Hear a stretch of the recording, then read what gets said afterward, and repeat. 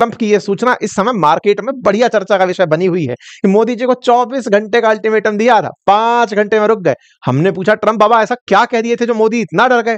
तो ट्रंप ने कहा बताया कि आप रुक जाइए, नहीं तो मैं आपके साथ ट्रेड डील नहीं करूंगा, मैं आपके ऊपर टैरिफ लगा दूंगा अगर आपने मेरी बात नहीं मानी। तो फिर क्या हुआ? अकॉर्डिंग टू ट्रंप, प्रधानमंत्री नरेंद्र मोदी 5 घंटे में मान गए।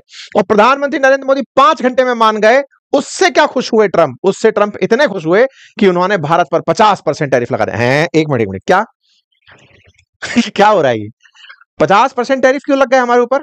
आप ही तो कहे अभी थोड़ी देर पहले कि हम आपके ऊपर टैरिफ लगा देंगे। हम बोले थे कि आपकी बात हम नहीं मानेंगे। ट्रंप कहे थे कि आप या तो मान जाओ, हम आपके साथ ट्रेड डील नहीं करेंगे। तो क्या भारत अमेरिका की ट्रेड डील हो चुकी? क्या नहीं। तो फिर क्या हुआ है? हुआ तो यह है कि हमारे ऊपर जो टैरिफ जो था 50%, वो कल से लागू हो चुका है। कल से लागू हुआ है, उसका असर मार्केट पर आने लग गया है। समझ नहीं आ रहा है या आदमी कौन से समय पर सही था? 50% का जो टैरिफ हम पर लगाया, ये टैरिफ सही है, या फिर टैरिफ ना लगाने की कीमत पर जो हमसे कहा था कि युद्ध रोक दो, इसने युद्ध रुकवा लिया और फिर भी हम पर टैरिफ लगा दिया? ये ऐसा हुआ है क्या? नहीं नहीं नहीं, कहीं तो गड़बड़ कर रहा है ट्रंप। खुद ही पकड़ में आ गया है ट्रंप। आज के सेशन में इसको बढ़िया से पकड़ेंगे। इसका एक ये कह दिया है कि भारत युद्ध को फाइनेंस कर रहा था यूक्रेन को, इसलिए इस रशिया यूक्रेन युद्ध का नाम अब मोदी वॉर दिया जा सकता है। यानी कि प्रधानमंत्री मोदी ने युद्ध छिड़वाया हुआ है। भाई साहब, अजब लेवल पे इज्जत मिल रही है। खैर, पापा युद्ध रुकवा नहीं दिए, पापा युद्ध करवा दिए, इस तरह की पॉलिटिक्स शुरू हो गई है। इसके साथ साथ चूंकि टैरिफ लग चुके हैं, सैंक्शन आ चुके हैं और बाजार पे इसका असर भी आना शुरू हो चुका है। बाजार पर असर आना शुरू हुआ है और बाजार का असर कुछ इस तरह से है, क्योंकि कल से ही यह असर दिख रहा है। बाजार के अंदर गिरावट है और बाजार के अंदर गिरावट एक्सपेक्टेड ग्राउंड पर है, लेकिन इतनी नहीं है कि आप एकदम कोहराम मच गया हो।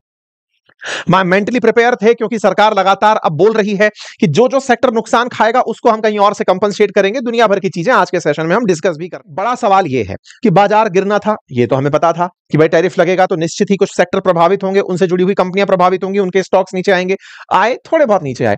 इस तरह से जो आपको न्यूज से पता चलता है बाजार में होती हुई घटना, ये कहीं ना कहीं आपको कुछ तो हिंट देती होंगी, और विशेष रूप से उन लोगों के लिए जो स्टॉक मार्केट में बजब इंटरेस्ट लेते हैं। इस बार भारत और पाकिस्तान डिस्कस हो रहा था। मतलब भारत इसके लिए इतना जरूरी हो जाएगा कि अपने देश के सारे मुद्दे छोड़ करके ये भारत के ऊपर 40वीं बार चर्चा कर रहा है, और वो इस बात की कि भारत पाकिस्तान के बीच में सीज फायर मैंने कराया।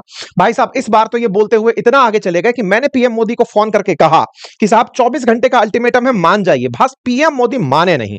पीएम मोदी ने 24 घंटे की बात 5 घंटे में ही मान ली। इसका कहना ये था, मतलब इसका कॉन्फिडेंस इस बात पर था कि मैंने प्रधानमंत्री मोदी के सामने ऑप्शन दिया कि आपको मान जाना चाहिए। अब मैं जरा सुन लेता हूं और आपको सुना देता हूं एक बार के लिए, देखिए। I am talking to a very Modi, Narendra Modi, I said what's going on with you and what's going with on your India, the hatred was tremendous, this has been going on for a long time, like sometimes with different I said I don't want to make a trade deal with you. मेरा जो असल मुद्दा है ना, मेरा दिमाग जहां अटका हुआ है, जहां आपको भी सोचना चाहिए, I said I don't want to make a trade deal with you. You guys are going to end up in a nuclear war.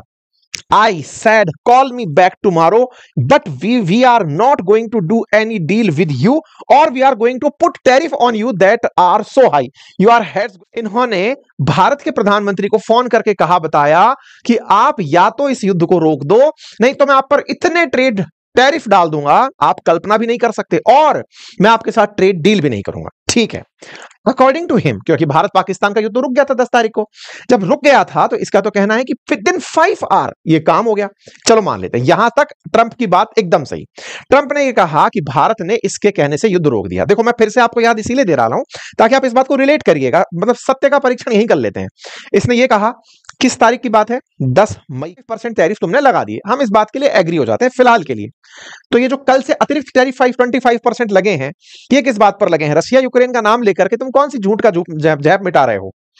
मतलब हम भारतवासी इतने बेवकूफ तो नहीं हो सकते ना कि तुम्हारी इस बात को हम बिल्कुल भी एनालाइज ना करें। दूसरा तर्क पकड़िए इस आदमी का, मतलब ये था। अच्छा, मैं आपको तथ्य याद दिला दूं, शायद आप भूल गए हो। 10 मई के दिन जो भारत पाकिस्तान के बीच में सीज फायर हुआ, जिसका भारत ने स्पष्ट रूप से दुनिया को संदेश दिया कि इनका कोई लेना देना नहीं था, लेकिन पीएम मोदी नहीं बोल रहे थे। पीएम मोदी कब बोले? पीएम मोदी बोले 29 जुलाई को संसद के अंदर। 29 जुलाई को जब मानसून सत्र चल रहा था, तब पीएम मोदी ने कहा कि हमने किसी के कहने पर यह काम नहीं किया। बात सोचने की है, 29 जुलाई को पीएम मोदी जब यह बोलते हैं कि हमने किसी के कहने पर सीज फायर नहीं किया, तो माननीय ट्रंप आप 10 मई से लेकर के 29 जुलाई तक केवल इस बात का इंतजार कर रहे थे कि पीएम मोदी अपने मुंह से यह कह दें कि हां ट्रंप ने मेरा सीज फायर कराया। अगर वो नहीं बोलेंगे तो मैं उस पर टैरिफ लगा दूंगा। आप तारीखें देखिए, 30 जुलाई को यह व्यक्ति बाहर आता है और आकर के भारत पर टैरिफ का अनाउंसमेंट कर देता है कि अगले हफ्ते से भारत पर 25% टैरिफ लगने जा रहे हैं। मुझे तो यह समझ नहीं आ रहा, तुम्हें प्रधानमंत्री मोदी से यह बुलवाने का इंतजार था या युद्ध रुकवाने का? तुमको जो क्रेडिट चाहिए वो भारत पाकिस्तान के युद्ध रुकवाने का चाहिए ना। तुमने युद्ध रुकवा दिया तो टेक्निकली तुम्हारे कहने से रुका हुआ था, तो मई से लेकर के अगस्त तक तुमने किस बात का इंतजार किया? क्यों तुमने ट्रेड डील नहीं की? तब तक नहीं ला दे, और जैसे ही पीएम ने बोला अगले दिन तुमने तुरंत टैरिफ लाद दिए। और इतने ही नहीं, तुम इतना ह्यूमिलिएट फील किए, इतना शर्मिंदा फील किए। ये तो क्या है, तुम्हें हमारे देश में से भी थोड़ी सी फुटेज मिल जाती है, हमारे देश के अंदर तुम चर्चा का विषय बन जाते हो, हमारे देश के राजनीतिक दल सरकार को घेरने के लिए तुम्हारे बयानों का उपयोग कर लेते हैं। अदरवाइज तुम्हें कोई फूटी कौड़ी इस बात पर भाव देने को तैयार नहीं था। यह मैं आपको दूसरा तर्क दे रहा हूं। तीसरा तर्क सुनिएगा। आपको याद होगा कुछ दिन पहले यह व्यक्ति बोला था कि 5 जेट मारे गए थे, आज बयान में देता है 7 जेट मारे गए थे। अरे तुम अमेरिका के राष्ट्रपति हो कि मजाक हो? दुनिया की सबसे बड़ी खुफिया एजेंसी तुम्हारे पास बताई ना, तुमको नंबर तक तो पता नहीं चल रहा है 5 गए थे कि 7 गए थे, अब तुम 7 के नंबर पर निकल कर आ गए हो। मतलब साफ है यह आदमी कहने के लिए यह करता है। आप में से कुछ लोग पूछेंगे सर इसे कौन सा भारत में चुनाव लड़ना है जो सुर्खी में बने रहने के लिए करता है? अरे खेला दूसरा है, इसे भारत में चुनाव नहीं, यह व्यापारी आदमी है। राष्ट्रपति तो 2 साल बाद हट जाएगा, ये 3 साल बाद हट जाएगा। यह व्यापारी है और यह व्यापार को लंबे समय तक चलाए रखना चाहता है। आप पूछेंगे कौन सा व्यापार है इसका? असल मायने में इसका खुद का व्यापारिक नेटवर्क बहुत बड़ा है और यह खुद अपना एक सोशल मीडिया प्लेटफॉर्म चलाता है। जैसे आप और हम तो फेसबुक पर, यूट्यूब पर या फिर गूगल पर, इन सब पर अकाउंट बना के चलते हैं। यह व्यक्ति अपना ही प्लेटफॉर्म बनाकर चलता है जिसका नाम ट्रुथ है, और यह जितना भी रायता परोसता है यह ट्रुथ के लिए परोसता है। और ट्रुथ ट्विटर की तरह पूरी दुनिया के अंदर देखा जाए, एलॉन मस्क से इसका यही झगड़ा है। यह जिस तरह से ट्विटर को आज पूरी दुनिया में देखा जाता है, यह चाहता है कि ट्रुथ पर सब लोग आए एक बार में ही। अगर भारत के लोग पहुंच गए वहां पर कि ट्रुथ पर यह कुछ तो बोलेगा जो भारत से संबंधित होगा, तो सोचो ना एक बार में ही इसके ऐप का कितना बड़ा डेवलपमेंट हो जाएगा। अमेरिका में कुल मुट्ठी भर आबादी रहती है, उससे 5 गुना आबादी भारत में रहती है। अमेरिका की पॉपुलेशन के बराबर डाउनलोड तो यहां से जब चाहोगे तब ले जाओगे। इतने ऐप पर डाउनलोड मिले तो इन्वेस्टमेंट आ जाएगा और वो बड़ी कंपनी बन करके दिखाई दे जाएगा। इसे असल मायने में सोशल मीडिया कंट्रोल करना है। एलॉन मस्क के साथ में इसकी मित्रता ट्विटर यानी एक्स के लिए ही थी, उसके बाद में टिकटॉक के लिए चाइना को इसने दबाया, फिर खुद का ट्रुथ बनाकर उसे चलाया। ट्रुथ को ये इतना पब्लिसाइज करना चाहता है, इसे पता है कि भारत के पास नंबर है, भारत के लोग अगर आ गए ट्रुथ के ऊपर तो ये डाउनलोड्स इतना बड़ा दिखाई देगा कि हम वैश्विक रूप से दिखाई देंगे। अच्छा, भारत में रुचि अकेला भारत लेता नहीं है, भारत के अलावा भारत में रुचि चाइना वाले भी लेते हैं, पाकिस्तान वाले भी लेते हैं, और सारा मसाला ट्रुथ पर डलता है, तो यहां से भी इसके डाउनलोड्स बढ़ने लगेंगे। आपकी राजनीति के अंदर, हमारे देश के अंदर, बिहार चुनाव के अंदर अगर ट्रंप डिस्कस हो रहा है, इतना ही नहीं पीएम मोदी डिस्कस हो रहे हैं। अब पीएम मोदी की क्या गलती है इसमें वो सुनिए। वो भी बिहार में ही पहुंच करके कहे थे पाकिस्तान को हम कड़ी सजा देंगे, आतंक के आकाओं को घर में घुसकर मारेंगे। तो जब प्रधानमंत्री मोदी चुनाव से पहले ही बिहार में जाकर प्रचार किए थे, तो अंतरराष्ट्रीय मुद्दे आजकल घर घरानों में डिस्कस हो रहे हैं। ऐसे में राहुल गांधी जी ने तुरंत उठाया, देखो ट्रंप क्या बोला। ट्रंप बोलने से असर किसके ऊपर पड़ेगा? मोदी जी की इमेज पर पड़ेगा। लेकिन अब ट्रंप को लोग लाइटली लेना शुरू कर दिए हैं। क्यों शुरू कर दिए हैं? क्योंकि असल मायने में ट्रंप का झूठ तो उसके बयानों में है। वो कह रहा है 24 घंटे का अल्टीमेटम दिया था, 24 घंटे में लालच दिया था कि इसके बदले तुम्हें मैं ट्रेड डील दूंगा, तुम पर सैंक्शन नहीं लगाऊंगा, तुम्हारे साथ ऐसे चलूंगा। भाई तो फिर तुमने हम पर क्यों सैंक्शन लगाए, डील नहीं करी? अगर 5 घंटे में ही मान गए तब तो तुम्हें हमारे साथ में गजब की ही ट्रेड डील कर लेनी चाहिए थी। 24 घंटे की जगह अगर 5 घंटे में ही पीएम मोदी मान गए थे, तो यहां तो बातों में ही ट्रंप पकड़ में आ गया है। लेकिन राजनीति में इस बात को भर भर कर यूज किया जा रहा है। इधर तरफ से देखा जाए तो चाहे समाजवादी पार्टी की तरफ से हो या फिर राहुल गांधी जी की तरफ से, सब तरफ से यही बयान कि साहब ट्रंप के कहने पर पीएम मोदी मान गए थे, 5 घंटे में जाकर के तुरंत चीज कर गए थे। हालांकि भारत ने मल्टीपल टाइम इस बात का खंडन किया है कि भारत ने ऐसा कुछ नहीं किया, और ऑफिशियल लेवल पर किया है। राजनीतिक बयानबाजी अलग स्तर की है। यहां पर दिक्कत क्या है? भारत की चुनी हुई सरकार, दुनिया का सबसे बड़ा डेमोक्रेटिक देश, वहां के चुनी हुई सरकार, वहां के ऑफिशियल्स, वहां की सेना सब बोले जा रही है वो एक तरफ ही ट्रंप हम पर टैरिफ लाद देता है, कहता है कि आपके ऊपर अगले हफ्ते से 25% टैरिफ, रेसिप्रोकल टैरिफ लगने जा रहे हैं।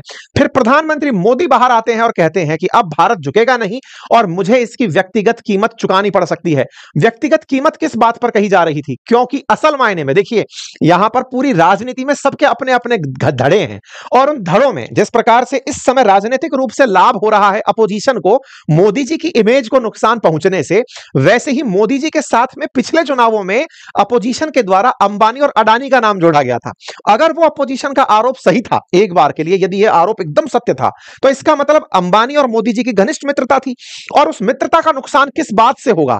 अगर अंबानी को नुकसान पहुंचता है तो प्रधानमंत्री मोदी की व्यक्तिगत क्षति तो हुई। अगर प्रधानमंत्री नरेंद्र मोदी यह कहते हैं कि मेरी व्यक्तिगत क्षति, अदरवाइज तो राष्ट्र की क्षति है, लेकिन प्रधानमंत्री मोदी ने अपनी क्षति जिससे कन्वर्ट कर दिया तो हो सकता है मित्रता को कंसीडर किया गया। मैं तो बस यूं ही कह रहा हूं, लेकिन यहां खेला यह है कि हर आदमी अपने अपने तरीके से चीजों को लेकर चल रहा है। खैर कोई बात नहीं, एक सार जरूर इस बात का है और वो ये कि भारत को ट्रंप के द्वारा दिए गए बयानों पर यकीन नहीं करना चाहिए, क्योंकि कहीं ना कहीं हमारे ऊपर इसके बयान केवल खुद की प्रसिद्धि और अपनी शर्म को छुपाने के लिए किए जाते हैं, ताकि दुनिया में अगर यह फेल हुआ, रशिया यूक्रेन के मामले में फेल हुआ हो या अंतरराष्ट्रीय स्तर पर चाहे टैरिफ को लेकर के फेल हुआ हो, यूरोप के साथ संबंध बिगाड़ने में बहुत अग्रणी रहा हो, चाइना के साथ बेइज्जती कराने में अग्रणी रहा हो, ताइवान का मसला ना सुलझा पाने में अग्रणी रहा हो, पाकिस्तान, अफगानिस्तान, सब जितने भी इसके फेलियर हैं, उन सभी फेलियर्स में इसे भारत से, दुनिया कंट्री से जो अटेंशन मिल रहा है वही इसके जीवन की बड़ी उपलब्धि बना हुआ है। खैर कोई बात नहीं, इस बात में हम भारत की मीडिया को एक बार साइड में हटा भी दें। जर्मन मीडिया ने आज से 3 दिन पहले एक न्यूज छापी कि ट्रंप ने प्रधानमंत्री मोदी को इस बीच में 4 बार कॉल कर लिया, लेकिन एक बार भी उसका कॉल नहीं उठाया गया। हालांकि इसकी सत्यता प्रमाणित ना तो अमेरिका ने की ना ही भारत ने की, रशियन मीडिया की खबर थी, हमने इसके ऊपर आपको एक सेशन भी बताया था। खैर जो भी हो, भारत को टैरिफ मिले ये इस बात को दर्शाते हैं कि भारत ने ट्रंप के अनुरूप काम नहीं किया। कौन सा काम नहीं किया? हमने ना तो उसके अनुरूप उसके झूठ को सच माना, क्योंकि जो कह रहा था सीज फायर मैंने कराया, भारत ने उसको इग्नोर किया। दूसरा, भारत को ट्रंप के प्रशासन द्वारा अब टैग किया जाना शुरू हो रहा है कि ट्रंप की जो फेलियर्स हैं वो असल में ट्रंप के नहीं, मोदी जी की वजह से हो रही दिक्कत है। अब ये क्या कहानी है?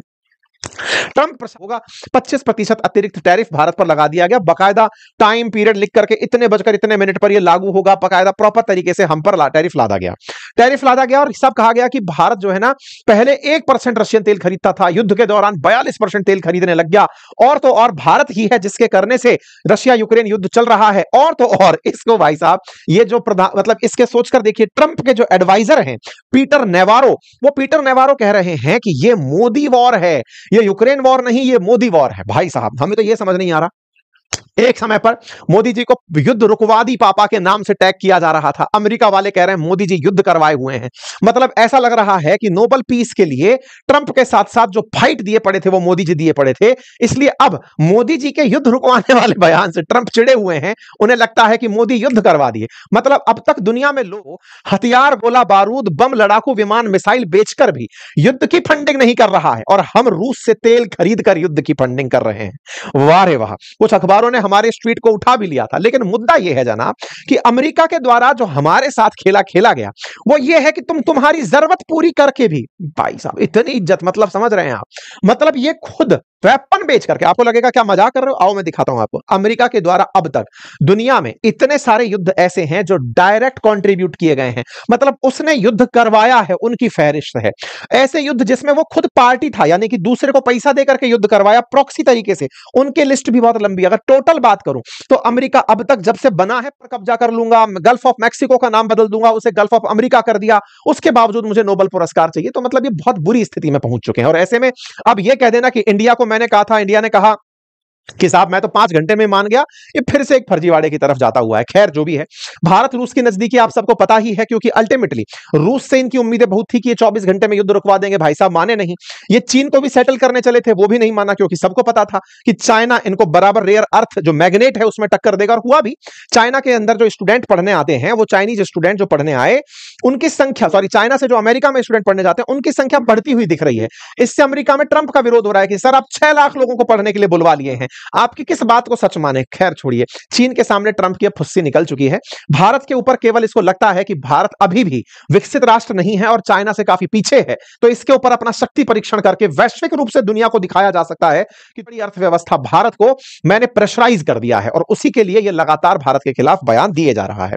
अब सवाल यह आता है कि साहब इनके टैरिफ तो लग चुके, ऐसे में भारत के ऊपर कौन कौन से सेक्टर ऐसे हैं जो बहुत ज्यादा प्रभावित हो सकते हैं? तो देखिए, टैरिफ लगने से भारत के रत्न आभूषण, चमड़ा, फर्नीचर, झींगा, कपड़ा उद्योग प्रभावित हो सकते हैं। क्यों? क्योंकि भारत अमेरिका का अगर आप व्यापार देखें तो ये 129.2 अरब डॉलर का होता है, जिसमें भारत अमेरिका से 45.7 अरब डॉलर कमाता था।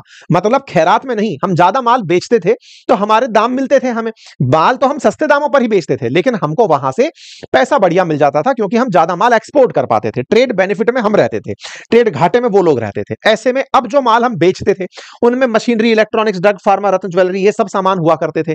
इनमें से कौन से सेक्टर प्रमुख हैं? तो टेक्सटाइल, आभूषण, रत्न, कृषि और कुछ ऐसे सेक्टर हैं जिनके ऊपर इन टैरिफ का असर दिख सकता है। क्योंकि जब 25% शुरुआत में टैरिफ लगा तो 100 का माल 125 में। हमारे देश के अंदर यह कहा जा रहा है कि इसके टैरिफ के वजह से भारत के ऊपर काफी सारी जॉब्स, लाखों की जॉब्स पर असर पड़ सकता है। ऐसा ग्लोबल ट्रेड रिसर्च इनिशिएटिव का मानना है कि 66% जो इंडिया का एक्सपोर्ट यूएस का है वो $60 बिलियन का है, और उसकी वजह से भारत के अंदर जॉब लॉसेस का खतरा हो सकता है। लगभग हमारे देश के अंदर नौकरियां जाने का जो टेंशन है वो सबसे ऊपर है, क्योंकि हमारा वो जो सेक्टर सबसे ज्यादा रोजगार देता था उसी के ऊपर एक्सपोर्ट अटकेगा। इससे इकोनॉमी पर भी 0.6% तक असर पड़ सकता है। हमारी जीडीपी 0.6% तक डाउन हो सकती है। सबसे ज्यादा असर अगर देखा जाए तो बंगाल के ऊपर पड़ सकता है और दूसरा गुजरात के ऊपर, क्योंकि बंगाल में सबसे ज्यादा टेक्सटाइल का काम हो रहा था, सी फूड का काम हो रहा था, और गुजरात के अंदर इसका उसका हो रहा था, आपके रत्न आभूषण का हो रहा था। फिलहाल के लिए इलेक्ट्रॉनिक और फार्मा सेक्टर बचा हुआ है, क्योंकि अमेरिका में नियम है कि इन दो सेक्टर को वो छेड़ नहीं सकते। मतलब भारत की जो ये दवा कंपनियां हैं ना, इनको तो पहले से ही राहत दी हुई है अमेरिका ने, क्योंकि अमेरिका का मेजर इंपोर्ट भारत से होता है जेनेरिक दवाइयों में। भारत बहुत सस्ती दवाइयां प्रोड्यूस करता है।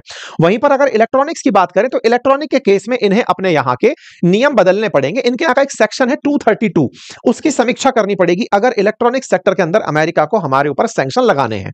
खैर, कुछ भी कर सकता है, अमेरिका के राष्ट्रपति है, हम इस चीज के लिए तैयार हैं, और भारत सरकार इससे निपटने की क्या तैयारी कर रही है अब आप वो समझिए।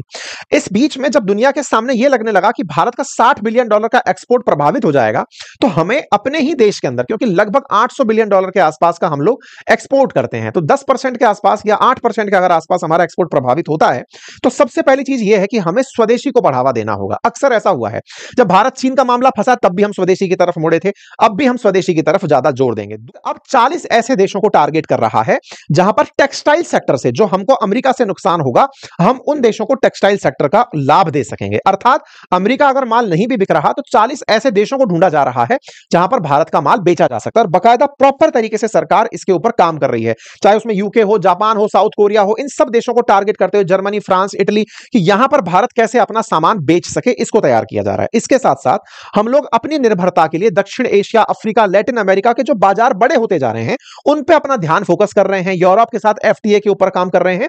हम लोग इस पर जो काम कर रहे हैं, इस पर भी मैंने आपको कल ट्वीट करके एक जानकारी दी थी कि भारत कैसे इस दिशा में वैकल्पिक बाजार के विकास के लिए लगातार प्रयास कर रहा है, ताकि इसका जो नुकसान है उसको हम कंपनसेट कर जाएं। इतने सरकार के द्वारा 20,000 करोड़ का निर्यात प्रोत्साहन मिशन लॉन्च किया गया है कि भाई अगर किसी देश को हमें यह बताना पड़े कि भारत का कौन सा माल आप खरीद सकते हैं, तो इसके लिए हमें कुछ प्रमोशनल पैकेज चलाने होंगे लोगों को। जैसे आपको याद होगा ना, मालदीव्स के साथ जब हमारा वो चला था, तो मालदीव्स वालों ने हमारे देश के अंदर काफी सारे प्रचार प्रसार किए थे कि आप घूमने आइए हमारे यहां पर। बिल्कुल वैसे ही भारत सरकार 20,000 करोड़ रुपए का निर्यात प्रोत्साहन मिशन लॉन्च कर रही है ताकि एक्सपोर्टर्स को राहत मिल सके। इसी को ध्यान में रखते हुए प्रधानमंत्री मोदी ने त्योहार के अवसर पर स्वदेशी का आह्वान किया। कुल मिलाकर जहां एक और भारत की विदेश नीति पर यह हमेशा के लिए सवाल खड़ा किया जाता रहेगा कि हम ट्रंप के खिलाफ पहले से ही क्यों तैयार नहीं हुए। जब यह व्यक्ति तब से झूठ बोलना शुरू किया तो हमने अगस्त तक का इंतजार क्यों किया, हम इसको कैलकुलेट करने में कहां गलती कर गए। यह प्रश्न तो हमेशा बना रहेगा, लेकिन हां यह भी अब संगत है कि भारत अब इनके सामने झुकने वाला नहीं है। इसी वजह से दुनिया